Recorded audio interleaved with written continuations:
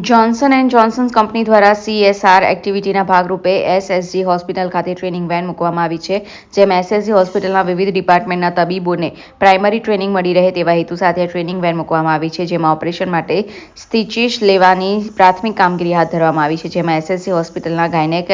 ENT વગેરે ડિપાર્ટમેન્ટના ઇન્ટર્નમાં ભણતા તબીબ તેમજ PGમાં ભણતા તબીબો ઉપયોગી રહે તેવા હેતુ સાથે આ ટ્રેનિંગ વેન મૂકવામાં આવી છે, જેનો પૂર્ણ લાભ તબીબો લઈ રહ્યા છે. જોન્સન એન્ડ જોન્સન કંપનીના